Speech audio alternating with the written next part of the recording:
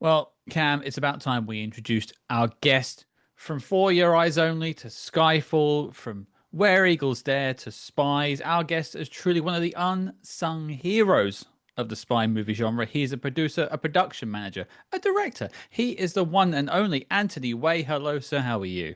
Hello and welcome. Welcome, indeed. Welcome aboard. It's good to have you here. We have a lot to discuss. Your spy movie credentials are extensive. Yes, I've never thought of being a spy, but there we go. Maybe you have been this whole time and you didn't know. That's the perfect spy. Right. Well, let's start this journey before Bond. We're going back to when you started in the 1960s. But what made you want to get into the film industry to start off with? What gave you that sort of spark?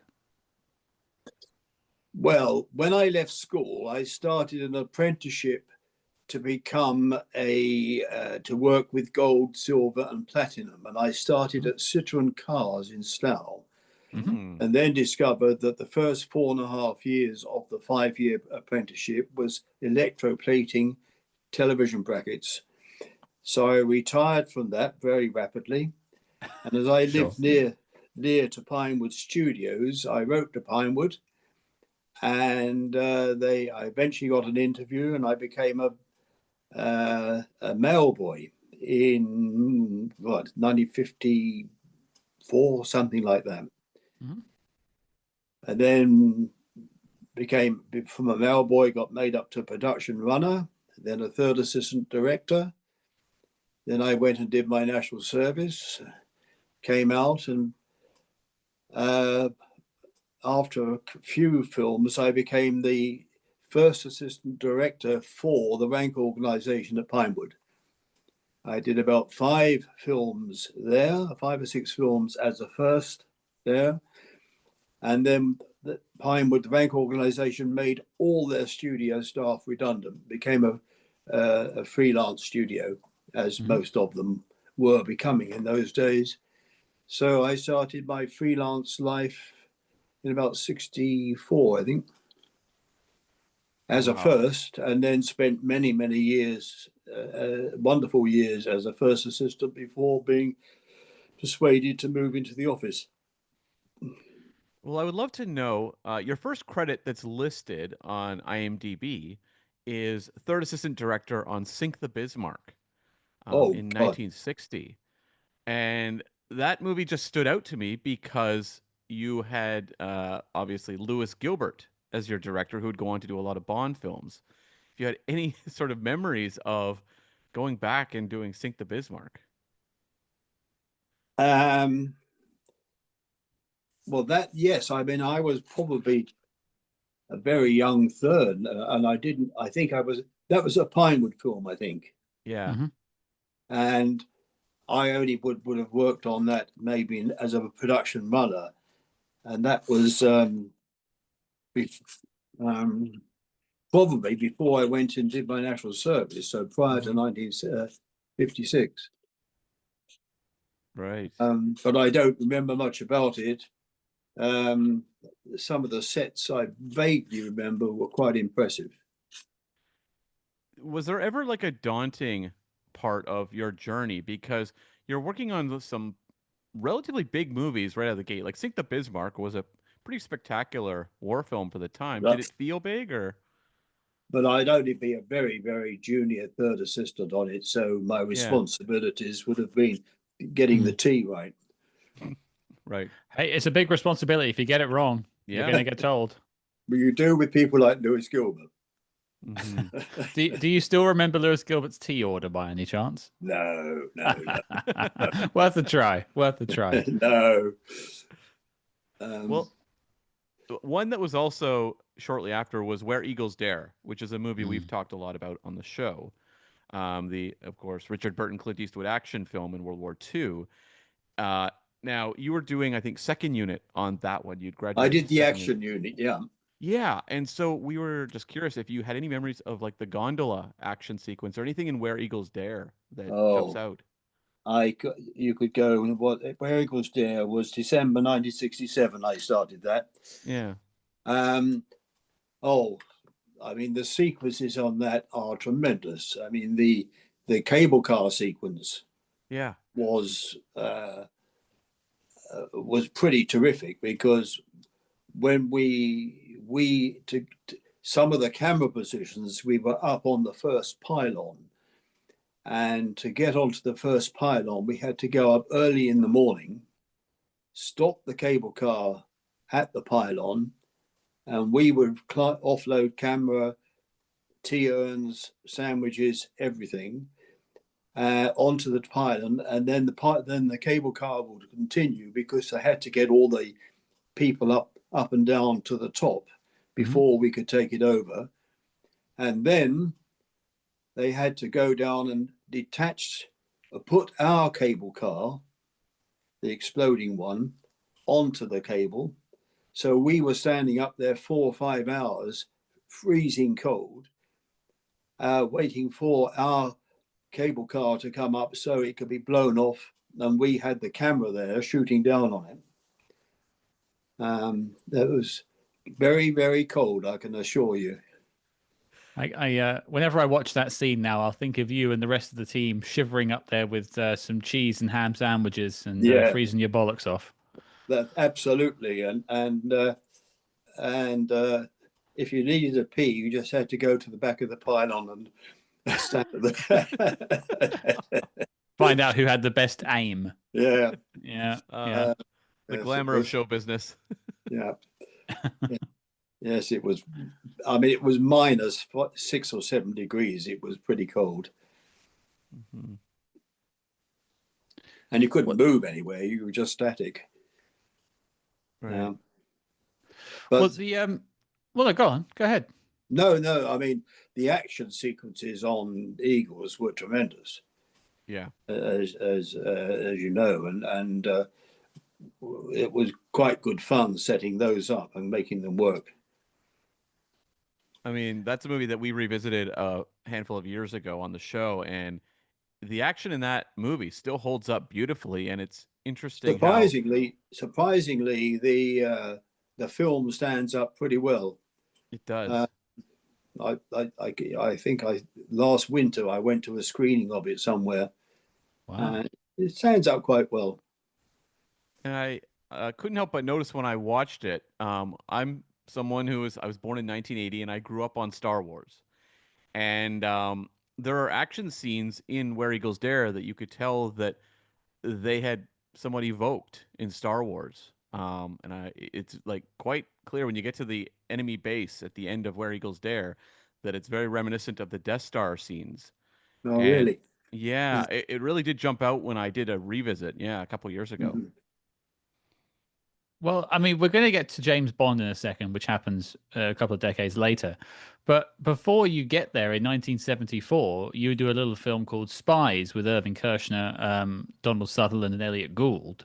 Oh, yeah. As a spy movie podcast, I'd be remiss if we didn't ask about Spies, because do you recall making the film and any of the acting and anything like that? It was one of the most miserable experiences of my life. All right. Working with those three was very difficult, and because Sutherland and Gould were very uncontrollable, and the director was not the strongest in the world, so a lot fell on me as the assistant director, and it was a very unpleasant experience. I always remember one thing on it. As you remember, there's the little dog involved in the film. But of course, we had to take the dog over on the Channel crossing, across on the ferry. Sure. And then in those days, to take an animal into the country was very difficult. So we crossed over, didn't take the dog off the ferry, and then we crossed back again, filming as we came back. And then the dog had to go back again that evening to stay in France, all because of the control of animals in those days. And it was quite a manic film to do.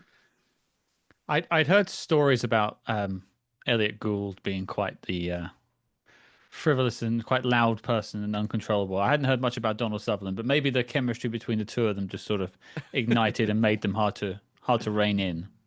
Yes, I think it was between the two, because I worked with Sutherland later on in life on The Great Train Robbery. Mm-hmm.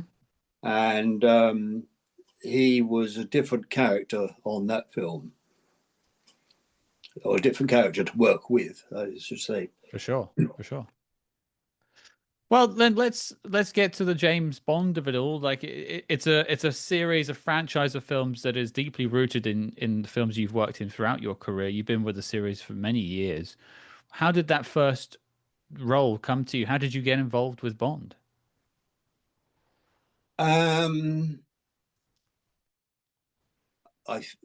reason I got involved with Bond was because the associate producer was Tom Pevsner. Mm-hmm. And I had done 2 or 3 films with Tom Pevsner as a first, and he was an associate producer. And I think the one before was a film called Julia, which was with a Fred Zinnemann directed, with Jane Fonda and Vanessa Redgrave, an extremely good film. And following that, Tom Pevsner got a job on the Bond as the associate producer, and he put me forward as the first. And I went into Pinewood to meet with Cubby Broccoli and John Glenn, and got the film. And then obviously my face fitted, and I stayed for several. And the Bond films had been obviously a big deal going back since the early 60s, as you're working in industry as well. Was it something you'd ever thought about working on the Bond films, or because you're in the same place, same time? I don't think so. I was getting non-stop work. I mean, I don't think Bonds, I didn't think, oh, I wish I could do a Bond. I don't think so, no. Did the series mean much to you, though? Had you been a fan of the films before that point? Had you sort of seen Connery's films? And I don't remember. I think back in those days, I never had time to get to the cinema because I was working like stink all the time. It was, and cinemas were not as, they were few and far between in those days, much less. I don't think I ever thought about getting on a Bond, but I was doing quite well. Well, it's that case of like a gourmet chef who works in a restaurant doesn't want to come home and cook a 5-course meal. They just want to have beans on toast a lot of the time. Like you're making films, so you're not going to go home and watch more films. You want to go home and watch a bit of telly or something. Do you know? No, never. No, I never. I don't think I ever had any interest in. Probably I must have gone and seen other films, which because there were a lot of good stuff out there at the time. Sure, but I would never watch television. I just don't watch it now. Fair play. And so I think I must have gone and seen some of the good stuff that was out there at the time. When you had time, because I've looked at your filmography and it's very dense, a lot of work. Yes, God, yeah. Now it seems to be non-stop. Now, your first 2 Bond films you do, For Your Eyes Only and Octopussy, you're working in the second unit. And is there any particular memories you have of either of those films? Anything that jumps out to you? Well, I wasn't second unit. I was first unit. Okay. Yeah, it's the IMDb credits are a little wacky. For Your Eyes Only was fairly not very exciting. But Octopussy, of course, was very different. I mean, that was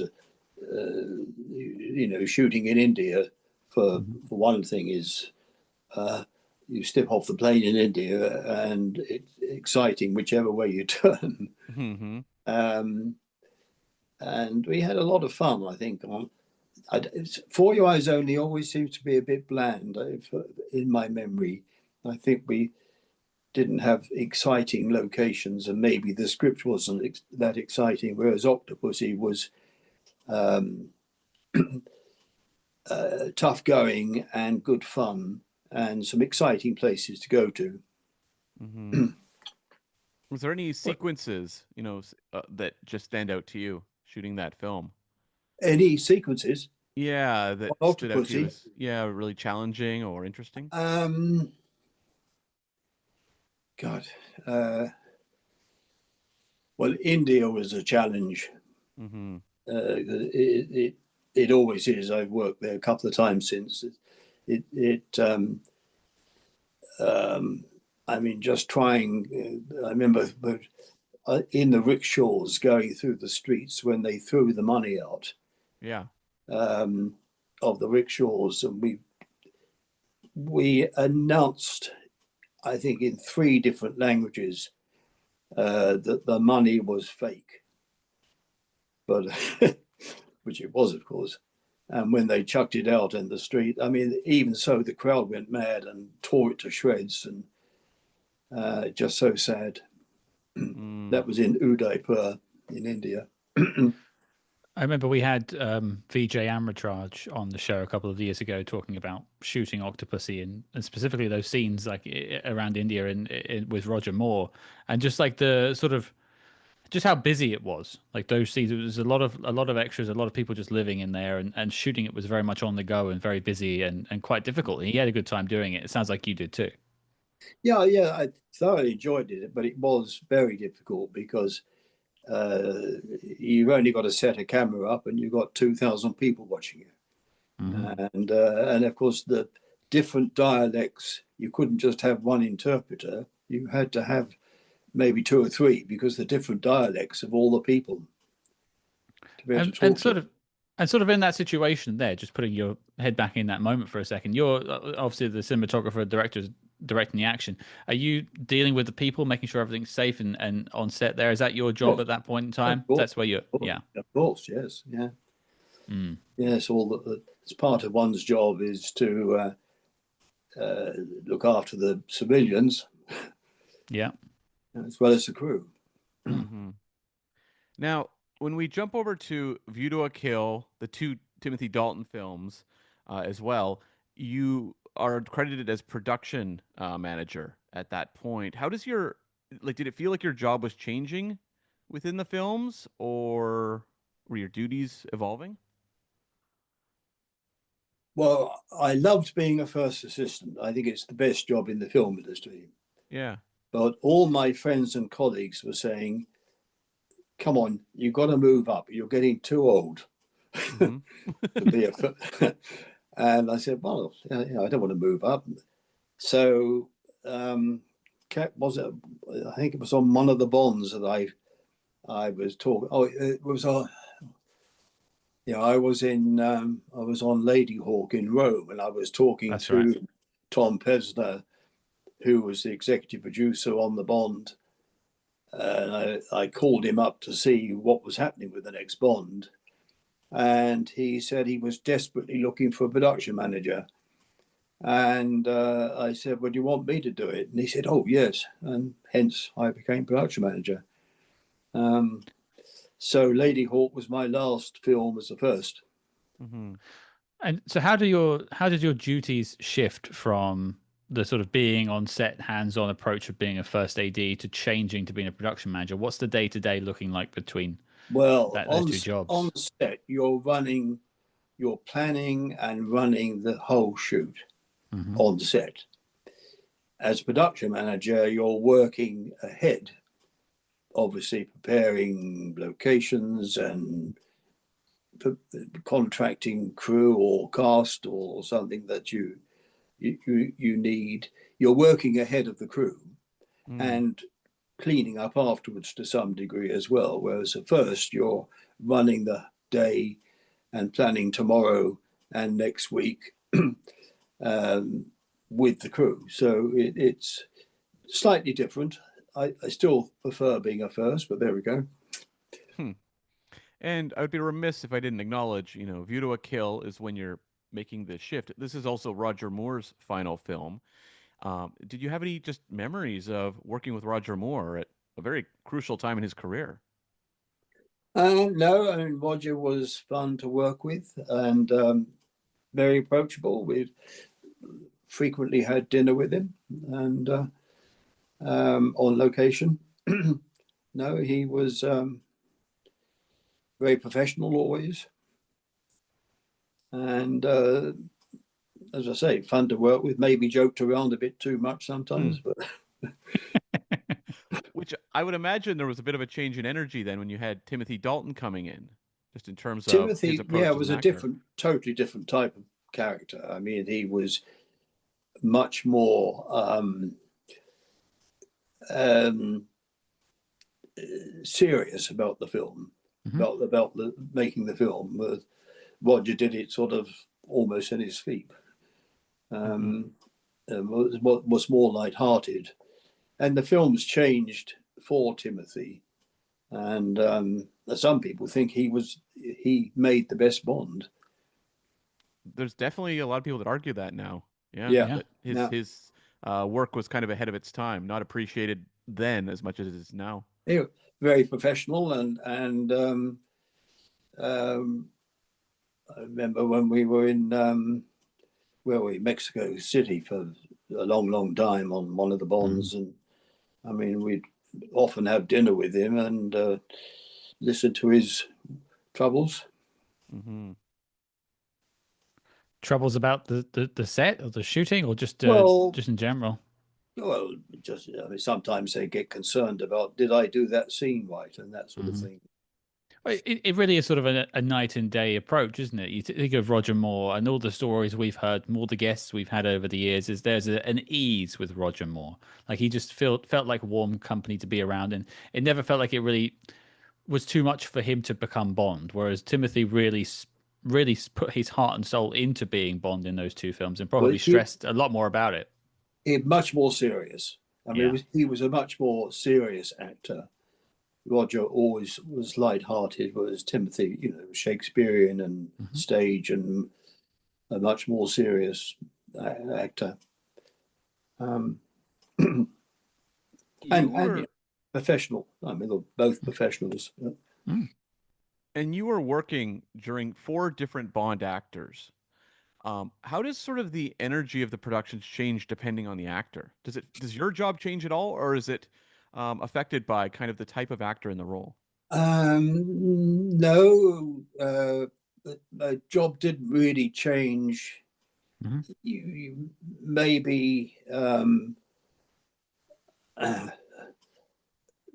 uh, you maybe had to provide a bit more security for Daniel in the end. I mean, that was whereas uh, Roger would walk down the street and wave to everybody. Yeah, um, I could see it. I can see that, and yeah. and and and bless his heart, Timothy. I mean, you could take him out to a restaurant, whereas with Daniel, you go out to a restaurant and people were much more sort of almost wanting to come over and get an autograph sort of thing, which can become annoying. Hmm. Yeah, it Also, a takes bit of a the sign of the times as well. Like this whole want to have autographs and meeting people seems to have grown over the years with like conventions and things like that. It people want to meet the actors and get to know them a lot more perhaps than they did 30, 40 years ago. Well, and of course, with the phone, they want to take a photograph Mhm. or have a selfie with them, that sort of thing, and that's really annoying. mm, Yeah. Um, I know if you get pestered, and I've been in restaurants with all of the actors, and you've had people come over and want to have a selfie with them, and it is annoying. Does mhm. it? I mean, I'll jump off that point because it's an interesting thing. It's in my mind. Do you find that annoys a lot of the actors that you're out to dinner with, or do they take it as sort of part of the job? Well, it can become annoying because Mm. you're sort of in the middle of eating your main course or something, and Yeah. someone comes up and says, "Can I have a photo?" And when you say no, they get a bit disappointed. Yeah. I, it can get too much. Mm-hmm. At the right time, it's okay. If they're lined up as you're walking into the premiere or something, and people are poking out an autograph book, they'll sign the odd one or two. Mm-hmm. But if there's 300 books poking out at you, you can't. Yeah, my line was always, if I saw someone at dinner, I leave them be. It's more of a case of if they're at work or they're at a convention and they're there to be seen, then it's absolutely fine. You can of course ask for that. But I've never understood these people who like turn up at people's houses and Oh, dinners and stuff like that. Like it's unforgivable. yes, it's like being a stalker almost. Mm-hmm. Yeah, Mhm. I agree. Yeah. Well, with the Dalton era, fading and moving on, you go over to Goldeneye after a bit of a gap. You have that 6-year gap before Pierce Brosnan comes in, and your job changes. You go in as a associate producer on Goldeneye and later producer for his next 2 films. What made you kind of move into the producer role? Well, I uh, I was made executive producer. Well, I was made associate producer Mm-hmm. on Goldeneye, I think, wasn't that associate on Yep. Goldeneye? Yeah.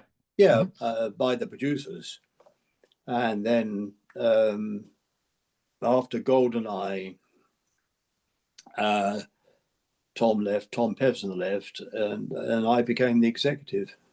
Mm-hmm. Mm. And this is the period too where Barbara Broccoli takes over the series, starting with Goldeneye. How did that change? Did it feel at all different working with Cubby as your producer, at the head, or Barbara and Michael? No, Barbara started much earlier, Mm-hmm. um, and she at one point was my third assistant. Mm. And I think she was probably still at college and came on set.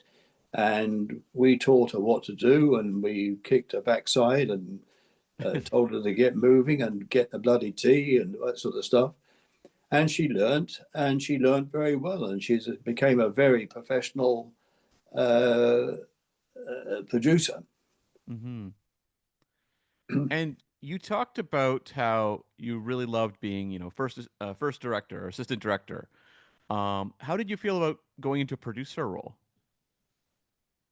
Well, of course, I'd been, having left being a first assistant, I'd gone up into the production office. So Mm-hmm. my days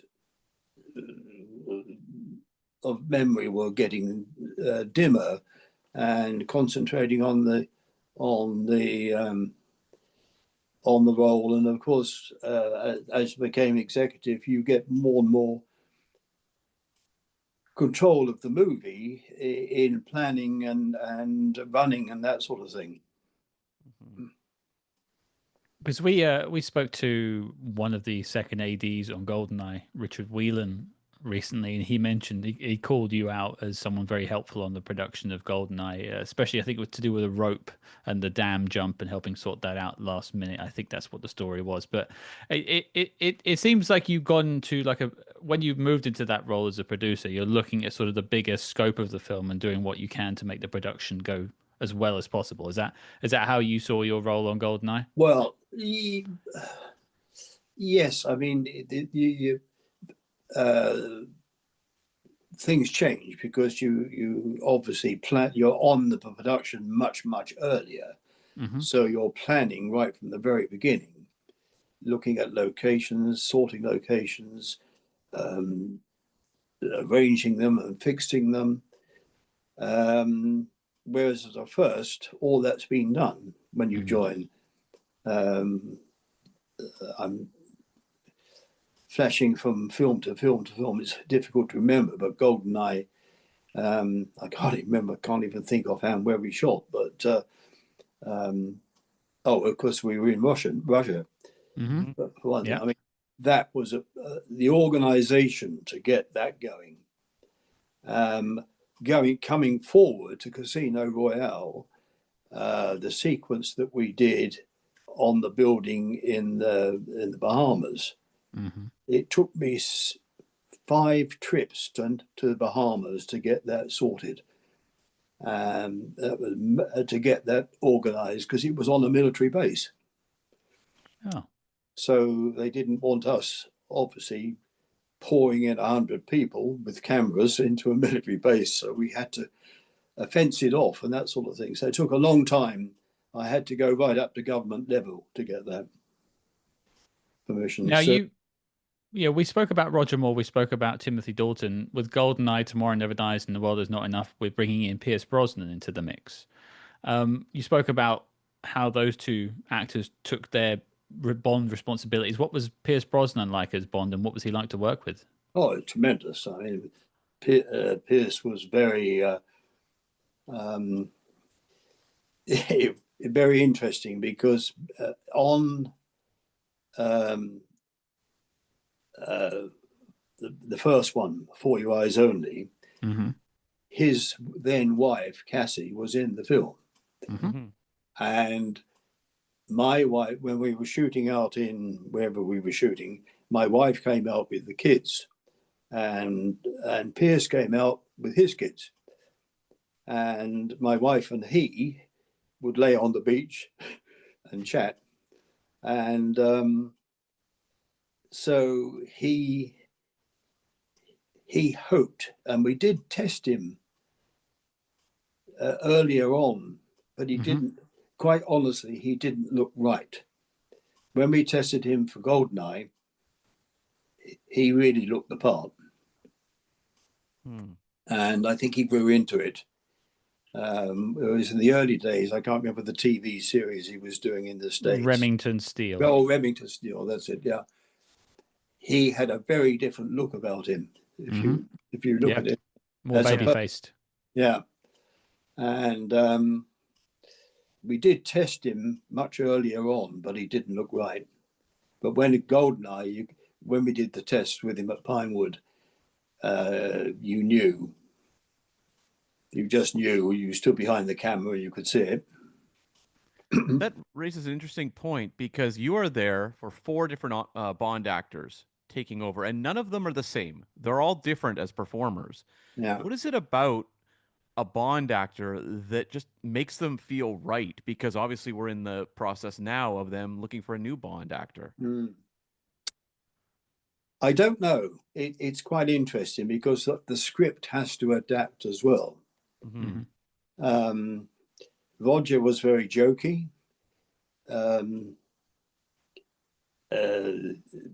Pierce was very conscientious. Daniel was very serious about it all. And Timothy was also serious, but in a different way. I think the script adapts, or the script is adapted to suit them. And they play it their way as well. And I think they all worked quite well. Do you think you could pinpoint something that goes into making a successful Bond? The actor or the film? The actor. Like, you've seen 4, you've seen them in their highest moments and their lowest. Like, what is it for you, I think, is like the critical ingredient to making a successful Bond? Tricky one, that, isn't it? Because Roger was more jokey. And he played it in a jokey manner. Whereas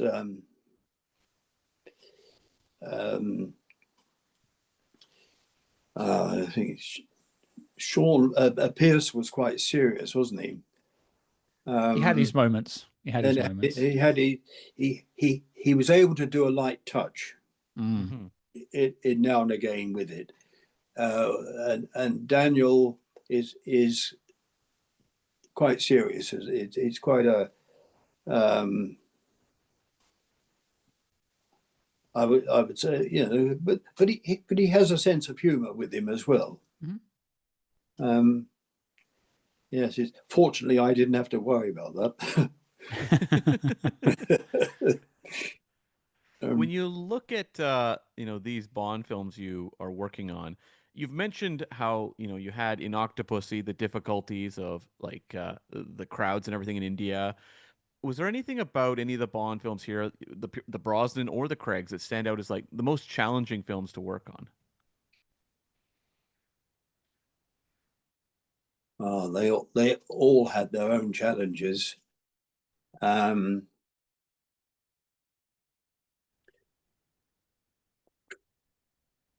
I don't know. It's a Casino.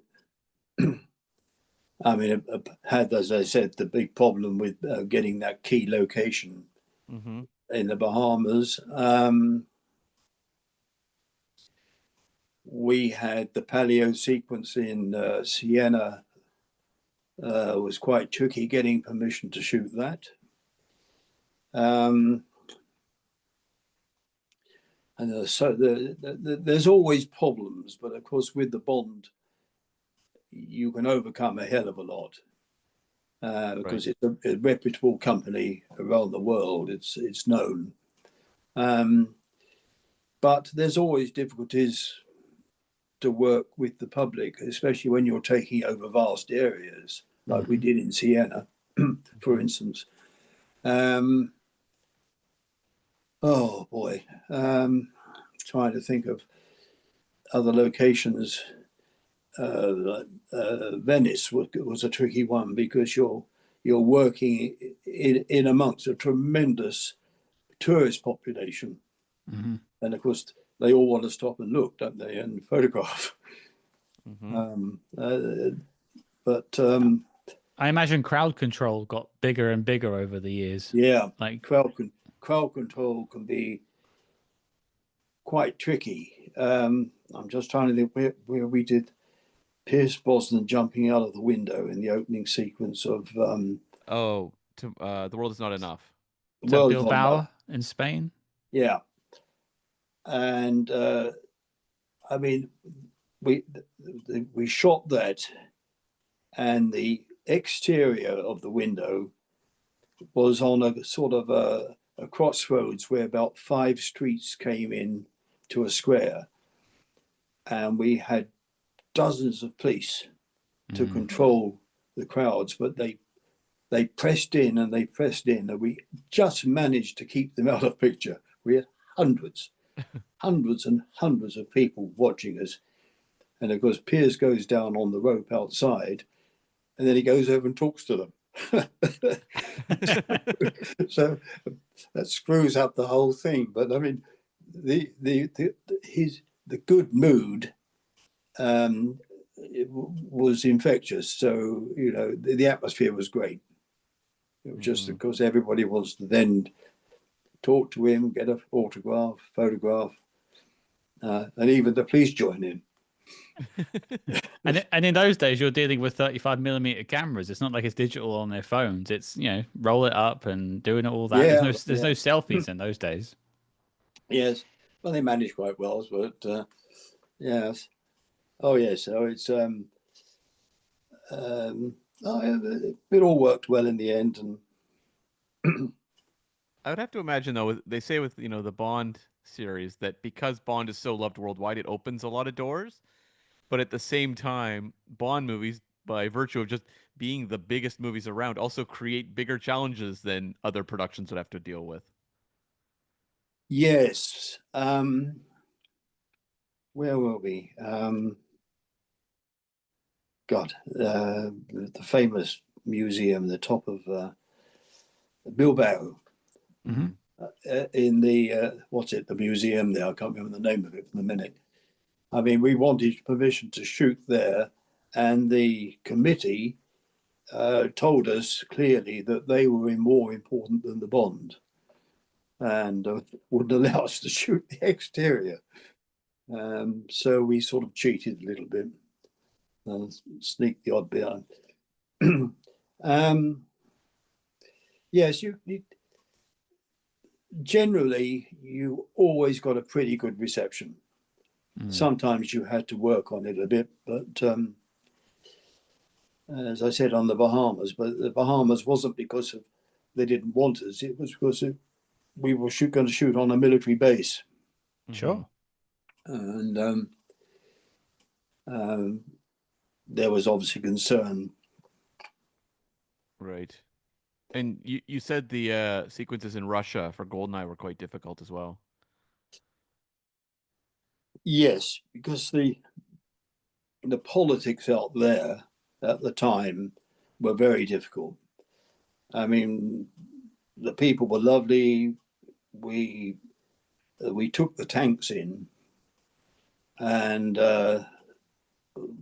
we abandoned the Russian shoot because we heard on the grapevine that they were talking of repairing the drains in the streets because the tanks had damaged them, and we were going to get the cost of that. And that wasn't down to us. The drains were falling apart anyway. So it was silly things like that you get thrown at you. I guess there's a balance with scenes like that. There's authenticity, like you're shooting in Russia, but then there's all the obstacles and politics that come with it. Whereas if you can stage it on the lot in Pinewood, it's sometimes just better to do that, even if it doesn't look as authentic as being in Russia. But I don't think anyone watching the finished film says, "Oh, that doesn't quite look like Russia." I think you got everything you needed out of that. Oh yes, and when you think that we pulled out of Russia, St. Petersburg, and we built the set on the back lot at Leavesden, and the tank chase going through there, and the tank jumping through the wall and that sort of thing, you wouldn't think twice that it wasn't St. Petersburg. No, perfect. And it has to be interesting to have filmed in some of these locations, and you think like nowadays we would not be able to go there. Like you would not be shooting a Bond film in Russia in 2027. No. Yeah. No, it's quite interesting how sadly it's closed down again. It was opening up and doing very well, but sadly that's all changed. Well, with your last Bond film that you work on, Skyfall, your job changes a bit to location production manager. What was the reasons for that? Like, why did you shift roles there? After my last Bond, when I retired, they called me back again a couple of years later to go and look after the what were we doing? The shoot in Turkey. Yeah. And, was it Turkey? Yes. Yeah, in Istanbul, I think, or I might. And of course, I wasn't I only went out there for like two months to set it up and shoot it and wrap it up. So I wasn't the production manager on the film. I wasn't the associate producer or executive producer or anything. So they just gave me a credit of, I didn't really need a credit. They gave me one very nicely. Well, like aside from the fact that it's a job and it pays money and everyone has bills to pay, they make that call to you after you've retired. Why are you saying yes to that? What is it about the Bond family that pulls you back in? Well, I retired at the end of was it Quantum of Solace? Was that the last one? 2008. Yeah. Yeah, the last one.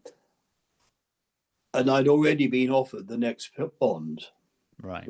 Barbara was talking to me about the next Bond, and I was out on southern Mexico on the airfield there. We were doing the flying sequence for the opening sequence of the film, if you remember and it was like 5:30 in the morning, and all the planes had taken off, and I was on my own, and it was quite cold, and the sun was coming up, and I thought, what the bloody hell am I doing? I'm 71 years old. I've got to be bonkers, and I thought, this is silly. I've got to. I can't do the next Bond. I don't want to do the next Bond. I've done, they were not becoming so much. The film industry was changing, and it wasn't quite the fun it used to be. And I thought, I really can't spend another year of my life, because they consume your life. Yeah. You know, you're doing 7 days a week, we're doing 12, 14 hours a day sometimes, and you don't have time to eat sometimes. You know, you hardly see home. You're short of time off. You just have to enjoy the job. And I thought, at my age, I don't need to do another one. Well, you Sure. mentioned the industry was changing and not as much fun. What was it about it from your point of view that was changing and you just didn't enjoy as much? Um, I don't know what was I, it's from what I hear now, it's awful compared to the fun we used to have. I mean, we used to have a lot more fun, and somehow, but nowadays I think there's too much interference from the studios. Yeah. There's people coming out of film school who think they know everything, with no experience, and all have too much to say. Um, I think there's too many people working on films, it seems to me, who have little experience, Mm-hmm. and the hours are much longer, it seems now. Whereas we always used to go. I was having dinner the other night with a group of old friends, and we were talking about Lady Hawk. I mean, the great trick was during the day you say which restaurant we're going to tonight, but nowadays people don't have time to go to a restaurant. Almost, I think it's changed. It's not the fun anymore. Mm. So with that, going back to the story, you know, you're on the set in Mexico. You've just said to yourself, "Why am I doing this?" But then a few years later, the call comes in for Skyfall. Why did you say yes? Well, because it was only like a 2 month job, Mm. and it it was just a matter of it wasn't too difficult to set it up in Turkey and bring the crew out and shoot it and wrap it up. It wasn't it wasn't too much of a deal. I suppose also nice to see some of your friends again. I know a lot of the production team stayed on from Quantum to Skyfall, so there's probably people you saw again. Yeah, yeah. Well, it was um, yeah. I don't know. I mean, I if they phone me up now and said, "Can I do this?" I'd say no. Mm. But it's a few years on. Um, but it was. I never worked in. I had worked in Turkey before, but never done anything serious. So it was a new country, and why not? No, Sun Right. was it makes sun perfect was sense. sun was shining. The food's good.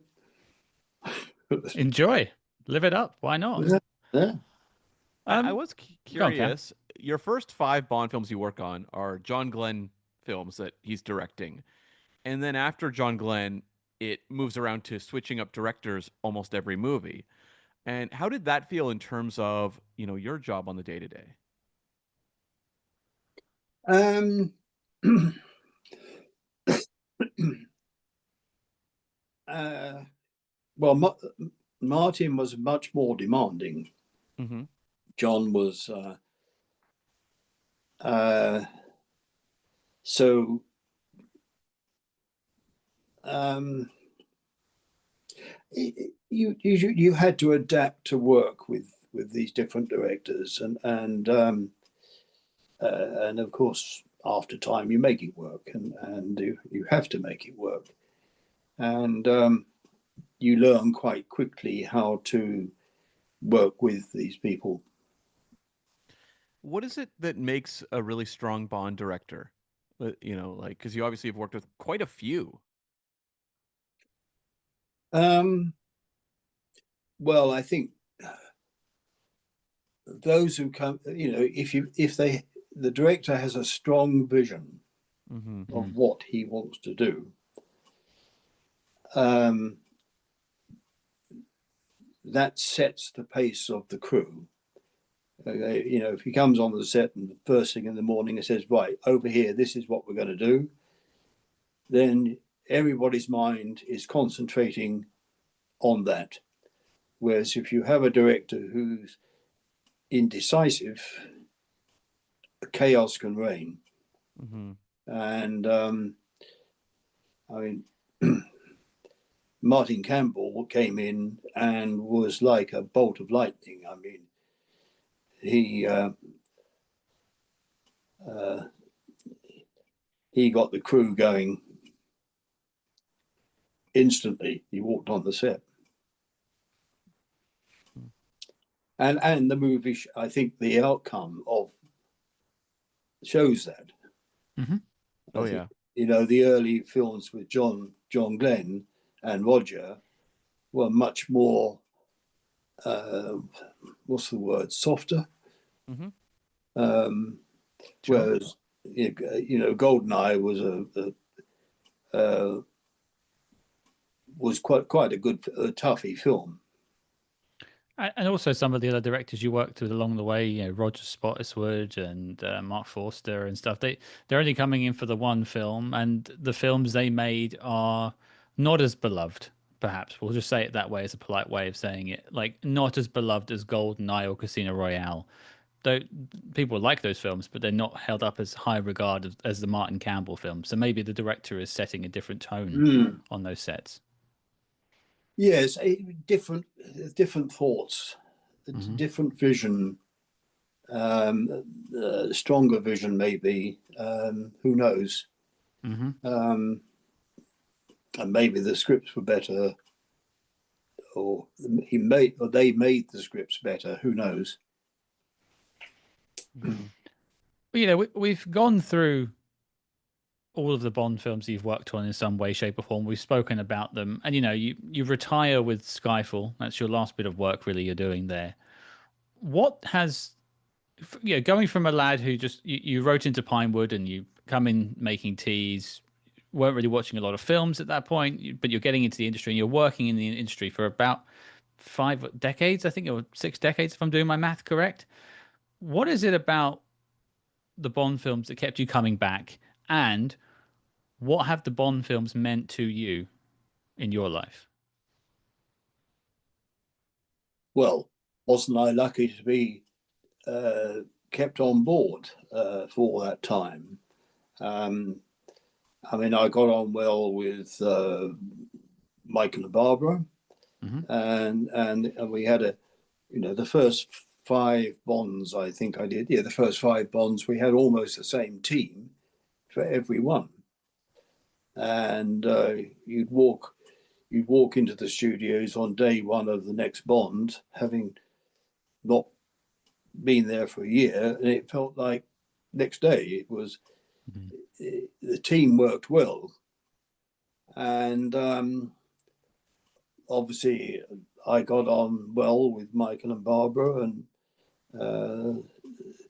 had my arguments with them, and sometimes I won, and sometimes I let them win. But we were a good team, and I guess they trusted me, and I knew how they worked, and that was good. And sort of just to go back to my second point, you know, that I understand why you kept coming back. It felt like it was a family for you. It seemed that's what it was like. I had to work. I had to work one way or the other. Sure. Yeah, on some film or another. So, you know, on a Bond, I'd probably be on it 6 months preparation. Then you'd be 6 months shooting, and then I'd be 3 or 4 months wrapping it up, post-production, that sort of thing. So it was a long haul.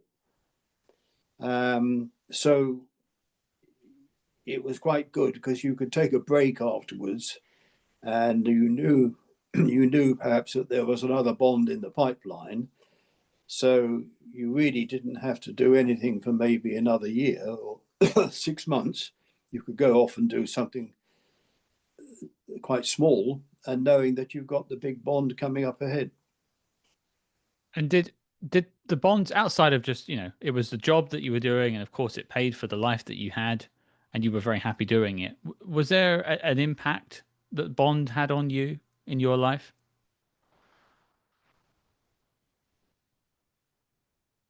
I don't think so.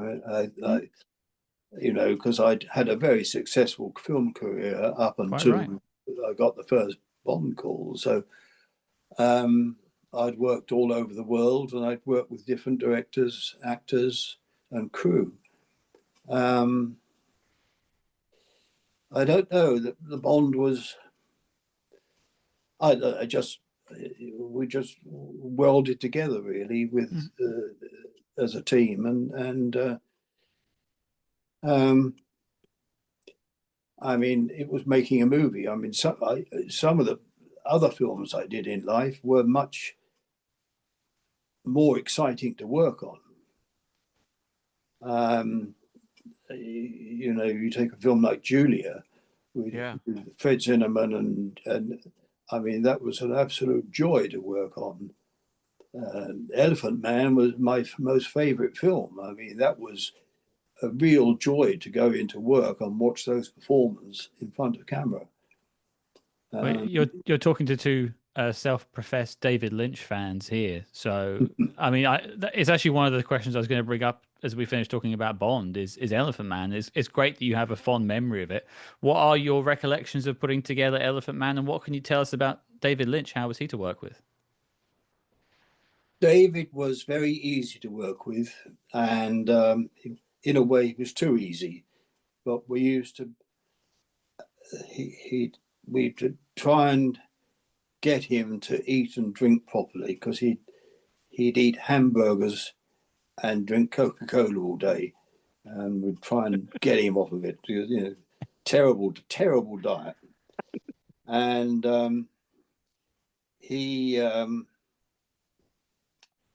but he had a very quiet way of working, and so you had tremendous respect for him, and you could see what he was doing was working. And we had,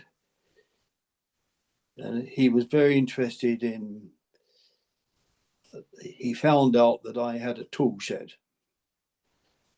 So he came to dinner at my house and wanted to see my tool shed.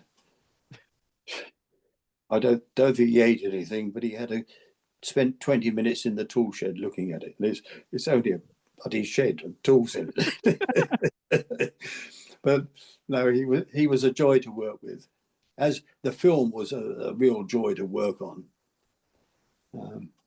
Yeah, we actually did a revisit of that movie relatively recently and did a podcast review of it, and it holds up beautifully. And the Criterion Blu-ray, when you watch it now, just the cinematography is just incredible. Yeah. Well, the whole thing came together so well. The cast and the cinematography, black and white photography, and that sort of thing. Mm-hmm. It was a tough movie to make, because poor John Hurt had that.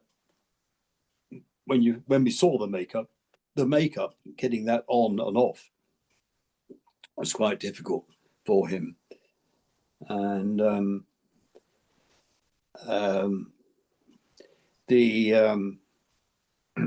we very often, when we got into the makeup stage later in the film, I'd have to schedule the film so that every other day we had a day off without the makeup, doing other scenes to give his face a rest. Because it was 3 or 4 hours putting that on in the morning and a couple of hours taking it off in the evening. And tough work for him. Mm-hmm. And a movie I have to ask about is the original Star Wars, which you worked on. And it's always been interesting to me. We've talked to a number of people that worked on the original Star Wars, and I'm always curious to hear about whether you had a sense when you're making that movie that it is going to be a success, not to the level it was, but just a success, versus we've talked to people who just had no idea what the project even was when they were making it. We all thought it was rubbish. Yeah. We all seriously thought it was rubbish. I don't think there was anyone on the crew who read the script, who had any idea what it was about, because in those days, America was becoming in America, young people were becoming very much sort of computer literate, Yeah. whereas in the UK, we were much behind. So, I mean, I remember being on the first location recce, sitting around the table with the cameraman and the designer, and in front of George and Gary, sort of just almost talking the film down. And but it was a tremendous success, and it actually, when you look at the film, it isn't very clever, but it just works. Yeah, it just works. And it's almost a fairy tale in its own way. Yeah, yeah. No, I mean, the acting isn't particularly good, and the sets, cheap as they were, looked pretty good, worked well, and but you wouldn't give it an Oscar. Although they gave it a few. Yeah.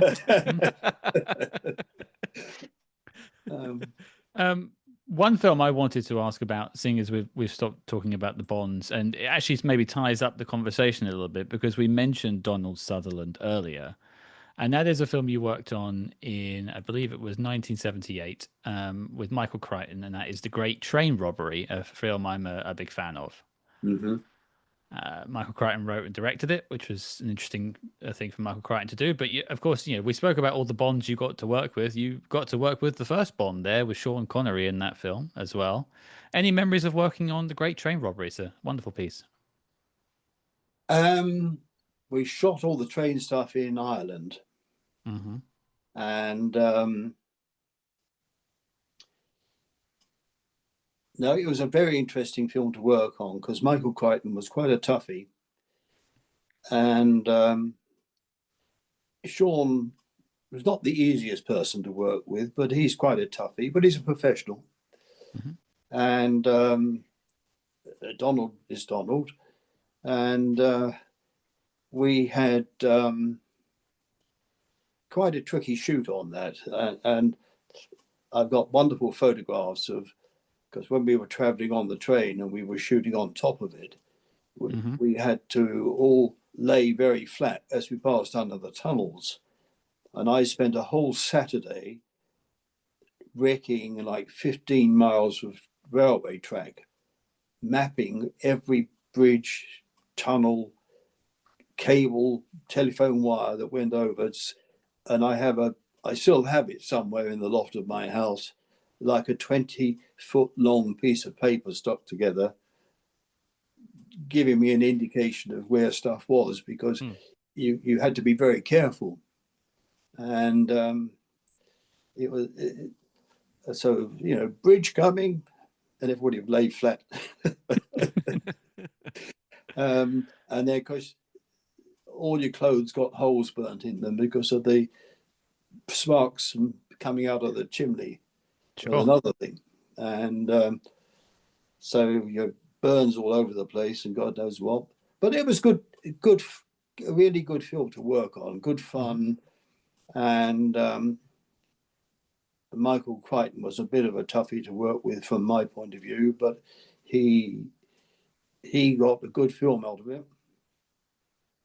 It's one of those films I always say to people to go and check out, because it isn't a widely loved film. It's one of those ones I'd say is like, if you want to watch Sean Connery in a caper film that's actually very well put together and some great costumes and great set design, check out The Great Train Robbery. I think it's really worth anyone's time to watch. Yes, I think it's quite an enjoyable film, and it was quite a pleasure to work on. And I think we did 3 or 4 weeks in Ireland, and then we came back to the UK. And the reason we shot in Ireland is because we could get that railway and the and the period, and we could close it down, which was more difficult in the UK. If you're ever looking to clear out some room in your loft, let me know, because I'll take that map off your hands in a second. I think that would be a lovely thing to have on my wall somewhere. That sounds like a wonderful bit. Believe me, it is. I exaggerate. It's probably 8 feet long. Perfect. It's just pages of A4 pages stuck together. Really, it was sellotape together. I just love that exists. That just makes me happy knowing that is sitting in your loft right now. That's a bit of film history right there. Yes. Well, I keep digging out stuff and sending it to Prop Store for auction, but I'm running out of stuff now. I'm trying to clear out. If you feel like get rid of that map, maybe just put my email in instead of Prop Store, and we'll see what we can do about it. All right. Yeah. Well, if I can find it, you could certainly have it. Oh, that's very kind of you. I'll come and collect. But actually, that does bring a question, though. You talk about these things you've kept over the years, some you've given to Prop Store to be sold off. Is there any particular trinkets you've still got that you treasure from your time working on the films? I'm sure there is. I can't think offhand. I'm looking around. I mean, I'm sitting at a desk that I found laying in the Pinewood Studios corridor with a split top. And I had it repolished and recovered, and I'm sitting here on this lovely desk.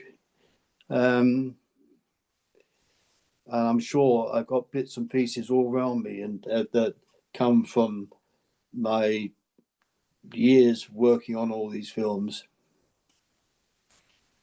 I wonder what that film that table was from. We'll probably never know, but it's nice to know you.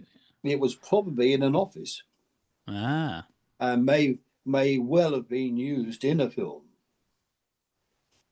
I like that. Because a lot of the Pinewood when I joined Pinewood, it was very much, a lot of the office furniture was almost antique, especially in the executive offices, and the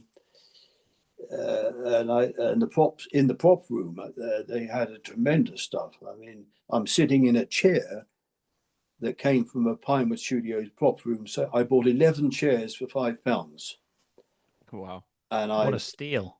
Still got the one I'm sitting in, the one in my study. I've got a 2-seater bench up, settee up in the bedroom. I've got another 2-seater down in the shed. That's 4. I've got 4 garden chairs. That's 8. There's 3 more somewhere. I can't remember what they are. Hang on, is that the same garden shed that David Lynch went to? Yes. Oh, yes. This is the legendary garden shed. This is the legendary garden shed. Yes. And yes, sadly he died not so long ago. But no, it's. I mean, it's very much history going back those wonderful days that we spent in the film industry.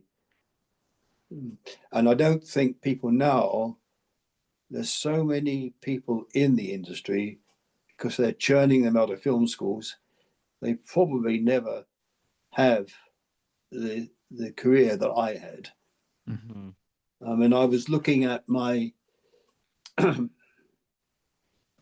when you first contacted me, you mentioned Deadly Bees, I think. And in 1964, in March, I was made redundant from Pinewood.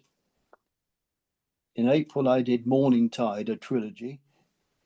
In April, I went on to Danger Man, did some series of those. I did a Guinness commercial, a surf commercial. I did a film with the Duke of Windsor called The King's Story. A film with, I can't remember his name now, the director. I've Got a Horse with Billy Fury. Another film called Be My Guest. A film called The Skull. And that was all in 1 year. I was just looking at the Deadly Bees. I don't think that was me who asked about it, although I am very curious to watch it now. It does look like quite an interesting film. Well, did you see who is one of the stars of it, Scott? I did, Mr. Yeah. Guy Dolman. A big fan of that guy. Yeah. Yeah. File.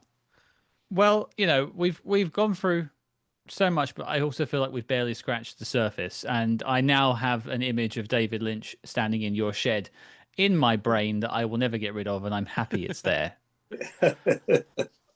I'll drop you a line about that train map because that does fascinate me. I do love my steam trains, so I'll drop you a line about that. But we do have one more question to sign off with, and we asked this question to everyone that's ever been on the show.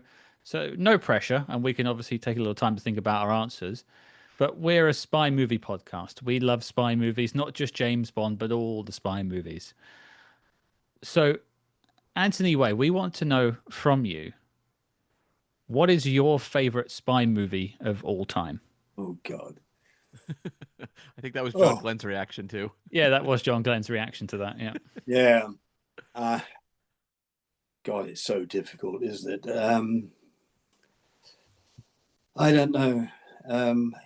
Eagles, would you call Where Eagles There a spy movie? Not really. It's got a spy in it, so that, I can see that. Yeah. I mean, Eagles was interesting to work on. The Bonds obviously were very interesting to work on. Do I have a favorite? I suppose on the Bond, my favorite Bonds were Casino Royale and GoldenEye. I don't know what else. What other spy movies have I done? Or they could be ones you didn't work on, just ones you enjoyed watching. Yeah, ones you enjoyed watching. No, I can't think of anything offhand. It's okay. I think saying Where Eagles Dare, Casino Royale, and GoldenEye is a pretty good triple header. And also, we've asked this question to everyone we've ever interviewed on the show, and that's over 100 interviews. And Casino Royale has been brought up a lot by people as their favorite spy film. So you have a hand in that one, yeah. Well, it was a very interesting film to work on, and very enjoyable, and a good film. It was a good film. It was, yeah. One of the greats. Well, a perfect triple lineup of films. I don't think anyone can doubt that. Me and Cam are going to go and watch The Deadly Bees now because we're both fascinated by it. But don't get too excited. Oh, okay. I'll go back and watch The Great Train Robbery again. It was a 5-week shoot on a very cheap budget. Okay. It could be fun. Who knows? But what has been fun is talking to you, Anthony. Thank you for taking the time to take this call with us. It's been a pleasure. Hope I've been of some use. It's very difficult to remember everything going from film to film to film. It's hard to study for it. Well, it's like, if someone were to ask me, what did you do at work 8 years ago in February? I would give you a blank stare, but we always expect people who worked on movies, well, you clearly are going to remember every day of that shoot, right? That's right. Well, I got a list of movies here and I've done, and there's over 85. So I remember bits from all of them. Hey, we had a good time with the bits that you remembered, and it was a wonderful time. And I think everyone will enjoy listening to this too. So, Anthony, hope I've been of some use. You absolutely have.